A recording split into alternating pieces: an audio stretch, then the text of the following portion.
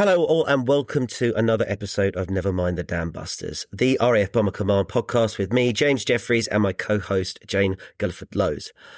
This week we're now on part 2 of our Battle of Britain double-parter, RAF Bomber Command in the Battle of Britain. And as you can hear, this is the same recording session, so I do still have a little bit of a cold, so I do apologise if you're listening to this separately. And so far, and also you might want to listen to part 1. So go back, listen to part 1 before you jump into this. And so far, we are up to mid-August 1940. Hi, everyone. So far, we've had the RAF bombers mine laying, of course, bombing the Royal Valley, of course, and attacking Luftwaffe airfields, of course. For a force of, maybe 500-odd aircraft, of which a third were on invasion readiness, this is a pretty big stretch. But as the battle turned to August, the RAF bombers are called on to bomb the invasion barges on the Channel coast in what becomes known as the Battle of the Barges. Now, these barges are building up in the Channel ports like Calais, Boulogne, etc. The coastline there is basically lit up at night and dubbed Black Full Front by the crews. There's so much activity and there's so much going on. Now, obviously, it's a much shorter distance away as a target than the airfields and other things which are being bombed in Germany. So some bombers could actually attack more than once, so they'd actually be making return journeys. And as many as 100 bombers could be attacking in a single night, which is a much bigger kind of force than we've seen previously, probably at any point in the war. Yep, 100 in one night, which is no small feat, really. That's a large percentage. Doesn't sound like anything, especially when we've been looking at 1,000 bomber raids and such like. You look at Cologne, 2 years later, it's quite incredible, really, isn't it? But if I may, I want to talk a little bit about the Blackpool Front, because the Battle of the Barges is a huge part of Bomber Command's Battle of Britain. And I've got a quote here that kind of sums it up. So this is from Group Captain Tom Sawyer, who wrote, "We were detailed for a barge bashing trip to Antwerp. These trips were quite enjoyed by all because they entailed a quick dash over the enemy coast and back without hours of stooging over blacked out enemy territory. There was much searchlight activity with several aircraft obviously in the vicinity, and on our run-in a great increase in the amount of light flak tracer which seemed to be sprayed up all over the place almost indiscriminately and in all directions in prodigious quantities. Multicoloured strings of orange, red, and even green were hosed upwards, sometimes with a sort of S-bend in them as the gunners swung their barrels around. White and yellow blobs of fairy lights creeping up almost lazily at first, then with gradually increasing velocity to zip past the wings at terrific speed, some a little too close for complacency." I think that really sums up what it was like, this quick dash to go over the channel. And you can see why they call it, you see why they call it the Blackpool Lights, because there's all sorts of colours, flares and searchlights and different types of flak and such. And on the ground, the burning of the docks and such like. I just think it paints an incredible picture, doesn't it? Yeah. I do like Tom Sawyer's writings as an aside. I've got a couple of his books and it's very good. The way this sort of goes into that detailed descriptions of things, it's excellent. I've quoted him quite a lot in my name book, actually. Yeah. Okay. Oh, wicked. Okay. Yeah. So there's also a Victoria Cross awarded at this point, isn't there, James, to Sergeant John Hanna. This is a heck of a story. James, can you tell us a little bit more about Hanna and his VC? We've toyed with the idea of looking at VC stories and having pods on them, so I won't go into too much detail here. But John Hanna, wireless operator, 18 years old with 83 Squadron on Hampdens. He's Scottish. And a raid on the 15th of September 1940, which is also Battle of Britain Day. So you've had the big air battles over London. You've seen, most of you have probably seen the film, the Battle of Britain film, where you have these huge air battles and you've got St Paul's Cathedral, Contras and all the rest of it. But this is Bomber Command once again attacking barges. This is their main thing. And John Hanna, as the wireless operator, his aircraft is hit. The crew are ordered to bail out. John has other ideas and he's battling the flames with his logbook, putting them out. He eventually puts them out and him and the pilot fly back and he's badly burnt in the process while he's doing this. and he's awarded a Victoria Cross for his actions. Very sadly, the pilot is given a DFC and he dies a few weeks later. He's killed. John Hanna, though, is eventually invalided out the Air Force because of his burns, but very tragically dies in 1947, leaving a widow and 3 daughters. It's very, very tragic because of his burns, what he's gone through. I think he ends up being a taxi driver for a period. He's still the youngest RAF VC at 18 years old. And I just think he's 18 years old. And it's incredible. When I went to Cosford last year, they've got the Hampden that they're renovating. And I kind of stuck my head in it, and it's no space at all. It's an incredibly thin aircraft. And John actually came to mind, and I pictured him, the aircraft being hit. And they carry on, they drop their bombs, I should mention. And I just imagined him with all of his flight gear, the parachute and everything, just battling with his flames. And there's images, I mean, we can probably share these when we tweet this or and such like, of the massive holes underneath where John Hanna was in this Hampden. And as I say, this is still the youngest RFVC at 18 years old. I mean, can you imagine it, Jane? That's just unbelievable, isn't it? And that poor boy, I mean, what he must have been through. I know tens, not hundreds of thousands more went through similar, but it's just so sad, isn't it? Absolute tragedy. Incredible story. As we say, we'll share some more information about that on our social media. Absolutely, yeah. I'm just going to mention that we are going to be featuring an episode at some point in time just about Bomber Command VCs, of which there are quite a few. Yeah. So that's something to look forward to as well. Going back to the overall theme of things, so there's a little bit more on the Battle of the Barges that we need to discuss. So intelligence has found that the barges are mainly transported from Germany to the invasion port in northern France via the Dortmund-Ems Canal. And they soon realised that blocking this canal could cause serious problems. And so there is a bold plan to try and achieve this. Can you fill us in on this bit, James? Okay, so this is involving low level, over water, it's not my lane, deep into Germany, involving bombers from 5 Group. Guy Gibson is involved, and there's a prestigious medal award at the end of it. No, it's not the Dams raid. This is the raid Dortmund-Ems Canal, which I think has all of the drama and tension that comes with that story. So basically what happens is, as Jane has said, this is a vital supply for the link of barges from Germany, so from the Ruhr towards the invasion ports. Now, the discussion over whether they were going to be useful as invasion barges and such like, that's for a different conversation. This is about the operation in hand.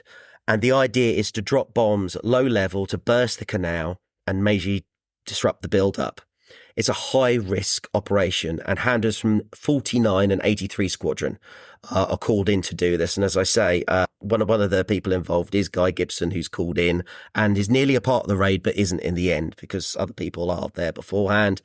It goes ahead on the 12th of August, 1940, so the day before Eagle Day. And you have Roderick Leroyd is one of the pilots who is part of the raid. And he is the very last aircraft that attacks. A couple of the aircraft are lost, a couple miss. He goes in, and in true, almost Hollywood style, his final bomb bursts the canal, and it's a success. This is the thing. You think, oh, that's Hollywood. So it actually happens. And he is awarded the Victoria Cross, and he beats Hanna by just over a month as the first Victoria Cross for Bomber Command, the first of 23 Victoria Crosses. And he is something of a hero. He survives the war. And when I was researching this, there was a recording made in 1940 of him talking about the raid, which is so matter of fact. Whereas I would be in that aircraft absolutely, I better not describe, but I'd be doing. But needless to say, I wouldn't be so calm. And there are subsequent interviews with him after the war as well. And I like to think you've got the Victoria Cross as well for Nicholson, Fighter Command. You've got Hanna, you've got Leroyd. Personally, I think there are 3 battle-written VCs. I would count Hanna, I would count Leroyd in this. I know some people might disagree, but that's how I feel. There are 3 battle-written Victoria Crosses awarded. Just to kind of, before we go on to the next section, I just want to talk a little bit about what we actually mean by barges and what Germans were actually using, because these aren't sort of landing craft that we would envisage perhaps as taking part in sort of overload or that sort of thing. These are actually commercial barges, which many of them are, which are being commandeered for use, whether they would ever actually have got across the channel, because these are used in, well, basically they're used for coastal work, and they are used for inland waterways, rivers and canals.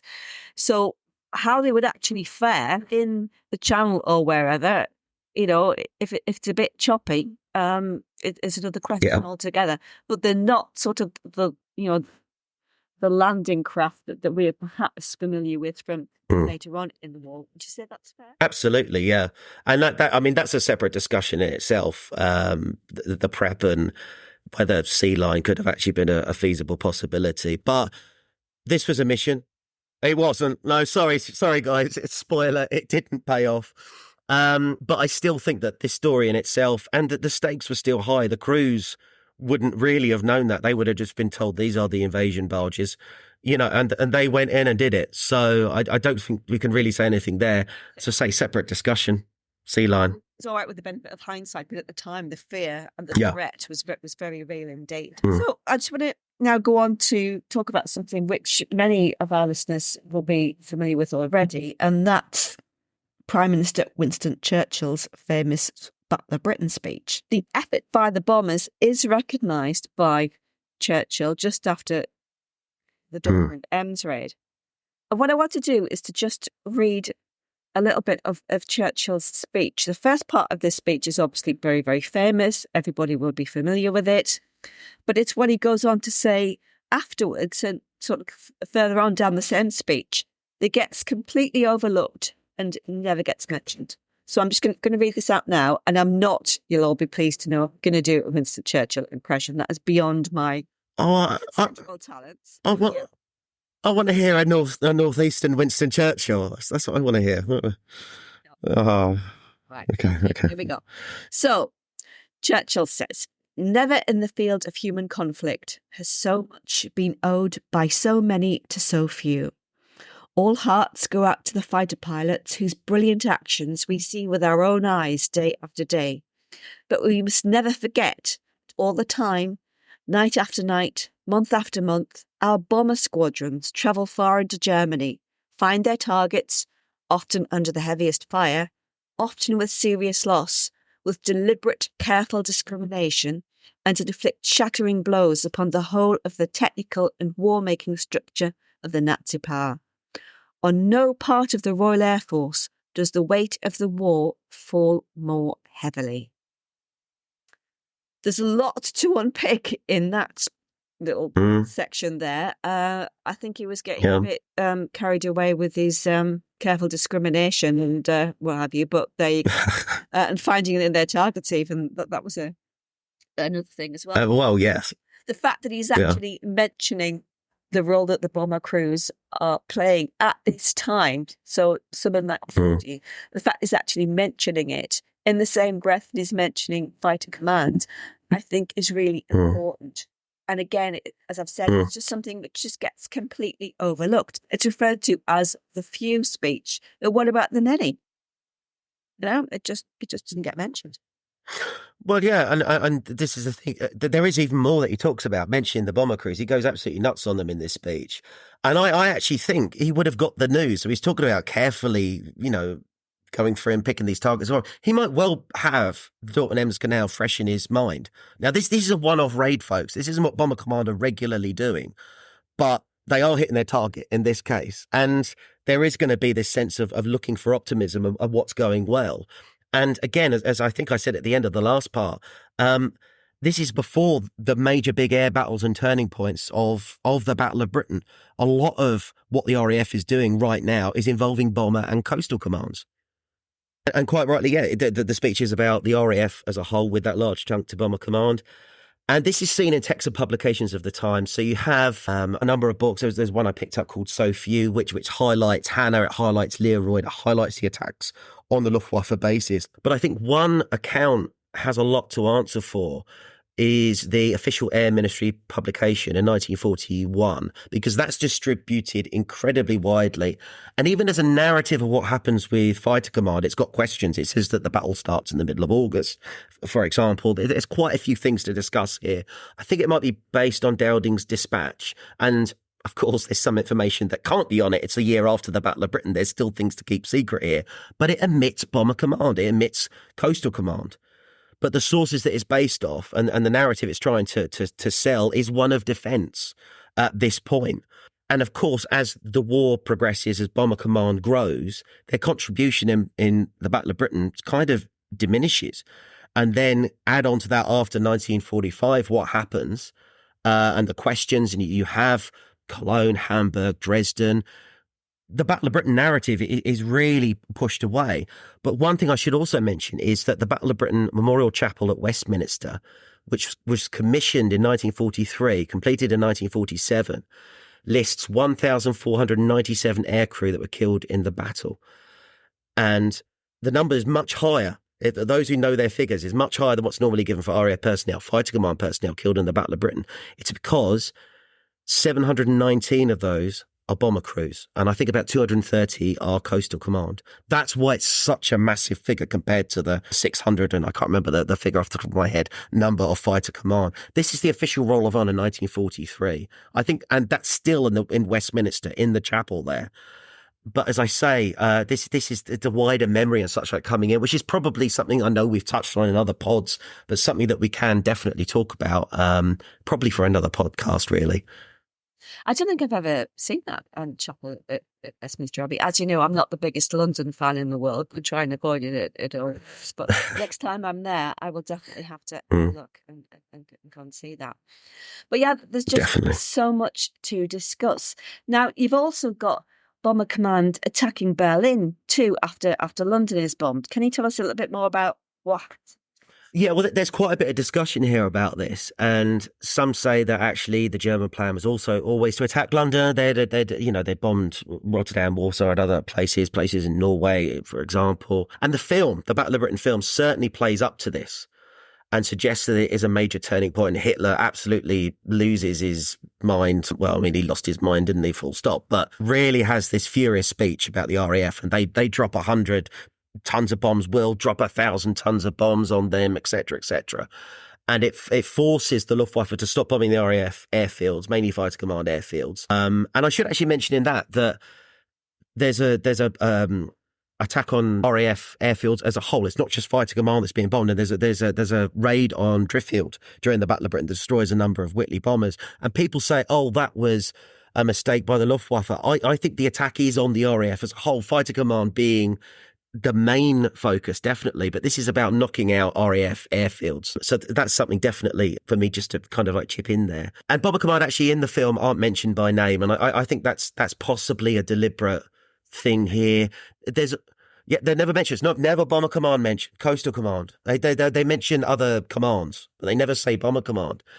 And there's another scene where they say, I think bomber crews could be transferred to Fighter Command from the ferry and battle squadrons. And that's it. There's hardly a mention. And actually, the ferry battles were ready and raring to go in case of an invasion. They were involved a bombing at night, the invasion barges as well. And this is where you get the first Polish bomber squadrons flying ferry battles. Of course, we gave the Poles the ferry battles, and they're involved there. So, yeah, again, these are you think other ferry battles were useless at this point? No, they're still being used. They're throwing everything they can at this point against the invasion barges and against the invasion armada that's being built up in the Channel ports. And I think if we look at this time, the bombers were a valuable part of the RAF battle with the Luftwaffe. But just a little bit more of a focus on that raid. The 24th, 25th of August, bombs are dropped on London. It's not the first time, but there's a lot of politics around this. And Churchill orders this retaliation raid to bomb Berlin. And this is really quite something. Not all of the RAF bombers can reach Berlin at this point. It's only really the Whitleys and the Wellingtons that can reach it at this point. And they're dubbed heavy bombers at this point. We wouldn't dub them heavy bombers 2-3 years later, but these are the heavies. And they do so the next day. And you think, all the things going on, 25th of August. And as I say, Hitler does make this speech to wreak revenge on Britain for this. and this change of strategy that gives relief to the fighter airfields and such like. As I say, there's still some contention. Was it always the way? Is this politics playing out? I don't know, but it is still part of the narrative. And the climax of this is the 15th of September, Battle of Britain Day, a mass raid on London, which is thwarted, and invasion is postponed 2 days later, 17th of September. My feeling is, with Fighter Command doing what they did by day and Bomber Command raiding the barges, the Battle of the Barges, with the raids on Luftwaffe airfields, with the mine laying, keeping the Kriegsmarine, sinking ships, being an absolute pain in the backside doing that, and everything else, bombing the Ruhr, I think it all adds up to go, yeah, the RAF is not a spent force, and it's certainly not a defensive force. And yes, I do hope to write a book or two about this. I find it an absolutely fascinating topic. I still believe I've only scratched the surface as well, because I'm constantly discovering more and more. And don't forget Coastal Command as well. You must include those in the books. I've included them in mine. They include them in yours. Oh, they definitely. You cannot ignore Coastal Command at this point. As I say, they'd attack numerous targets. They'd be attacking invasion barges. You mentioned mine laying. Luftwaffe airfields alongside Bomber Command. They'd be on patrol sea lanes and on invasion alert through reconnaissance and patrols. Mine invasion ports, photo reconnaissance, very, very important in that respect. Keeping an eye on what was going on. Yeah. And also then they had their usual tasks. So, the usual coastal patrols and attacking ships and U-boats and convoy protection and such like. They were very, very busy. They're getting definitely a mention and a massive, massive shout out. And actually, I think throughout the war, we need to doff our cap to Coastal Command and what they did. And I think, as I think we said in the last part, definitely get a pod episode lined up with this. Hopefully get a guest on. And discuss why they aren't mentioned, why they are dubbed this Cinderella service. But to summarise Bomber Command, it's not just about Fighter Command for me in the Battle of Britain. It's all-out effort by Bomber and Coastal Command. Now, this is the other thing. The RAF losses for the battle, including Bomber and Coastal Command, 1,800 aircraft to 1,400. So that's making things a lot closer for, the overall losses in the Battle of Britain. I should add that... so the 1,800 German, 1,400 British. Yes. Right, okay, yeah. And that looks a lot closer all of a sudden than what the usual narrative is with these figures. It looks like an absolute whitewash for the Luftwaffe, but if we bring in the bomber losses, it's not. It's much closer. And also, I think this is a separate discussion. But where we say when the Battle of Britain starts and ends, if we go by bomber car, we're going by the 19th of June 1940. And I even think the 31st of October, there's questions over it. When does the Battle of Britain fade out and end? Is it the 17th for the cancellation of invasion? But then you go, hang on a minute, there's still mass air raids. You've still got the Blitz. Do you count the Blitz? Do you go up to May 1940, June 1941, or June 1941 when it's Barbarossa and there's definitely a turn? I don't know. But there are questions over the dates. Hello, Pippin. Good to see you. Negative contribution felt there. Yeah, absolutely. Apologies. Yeah, and as I say, this is quite something to get over your head, really. For the period of June to September, 70% of Bomber Command strength was lost over a 4-month period, and that's not because of the turnaround. The backup of bombers and the new crews coming in. It does see a deficit in numbers, so it's supposed to be building. Bomber Command's supposed to be building at this point, and it doesn't. Because and you think before that, you've got the losses in France, AASF. You've got 2 Group absolutely losing it. It has to build up again into 1941. So it really sets back. There are huge losses here. This is exactly when my 18-year-old uncle decides to volunteer for Bomber Command. Good grief. 1st of October, 1940. 2 weeks after his 18th birthday. Yeah, crazy. Wow. Absolutely. And as I say, you've got the huge losses. The strain, it's a small force. It's a very small force. Luftwaffe airfields. Yeah, there's questions over the damage done, but it's definitely a psychological strain. This is something I want to definitely dive deeper into as well. And approximately 10% of the German ships and armada, mainly, okay, we have questions over how good and useful the barges were, but about 10% are sunk. Now, that's not a huge number. You think of that as a percentage, but it's still significant. And I can't remember who I spoke to about this, but can you imagine 10% before the 6th of June 1944, the flotilla's just been lost? Yeah. That's going to cause you headaches. That's going to raise questions, whether it was going to go ahead or not. And I won't say that the Bomber Command were the force that it promised to be before the war, but it wasn't completely useless. It was doing some things, and potentially it also influenced a change in strategy that saw a direct result with the bombing of Berlin, potentially, again. And I think, looking at Churchill's speeches and such, like, they are the few alongside Fighter Command. I know that'll be up for some debate. Some viewers won't agree, but that's what I think. So there we go. There's 2 points I'd like to make, sort of to follow on from that. First of all, remember, for the bomber crews at this point in time, there's no such thing as a tour of operations. So you just keep on flying. There's literally no end in sight. You just keep on going until you're killed, basically. It's that sort of a situation. And secondly, you touched on the Battle of Britain film. Now, I know this is considered to be blasphemy, and I'll probably be burned hypothetically. I think the Battle of Britain film is absolutely rubbish. There, I've said it. Well, apart from Christopher Plummer, obviously, who's magnificent in everything. Yeah. And there, folks, is the last ever episode. Oh, no, I'm kidding. I really don't like it. It's just so... Really? It's the hairdos, it's the fake eyes. Yeah. Oh, God, yeah. The doorbell. The whole thing is just really grinding. Wow. Gears, to be honest, yeah. So there, I've said it. Now you know, people. You know the truth of the situation. Anyway, so we do spoil you, don't you? But let's say it's time to wrap things up now. James, what have we got coming up? Do we even know? Who knows?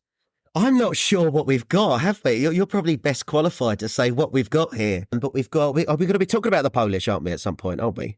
Potentially. Polish bomber squadrons at some point. Can I just say that we literally just wing this from, no pun intended, from week to No week. pun intended. No. And we've got literally no idea what we're going to be doing in sort of a week's, fortnight's time. It just all magically happens. But I do know we're going to be talking about Polish bomber squadrons. We are going to be talking about the Royal Canadian Air Force and the young trainee bomber crew who crashed me where I am right now. We are going to be doing some coastal command. Oh, and are also hoping to talk to a guest about the contribution of aircrew from the Caribbean to Royal Command, which fantastic. There are quite a few, which will be a fantastic subject to talk about. That's brilliant. That really is brilliant. And yeah, as I mentioned, this is a whistle-stop tour of Bomber Command, Coastal Command in the Battle of Britain. I want to take some deeper dives on stuff. I do hope to turn this into a book or two, and I know there's research unfinished. I definitely want to dive more into the Luftwaffe accounts because I found them absolutely fascinated when I did them. But yeah, as ever, do give us a follow on media, X, Twitter, Instagram, YouTube. And as Jane said, send in your questions. We've had some... I love the one about what aircraft would you fly over any place, and yeah, they got a great discussion going on a couple of pods back. And yeah, if you enjoyed it, leave a review, star rating wherever you get your podcast. We also greatly appreciate this. And if you want to really help us create more content, please hit the subscribe button in the show notes. This all massively helps for us to continue to bring you this podcast. Thanks so much for listening, everyone, and we will see you again next time. Thank you. Bye.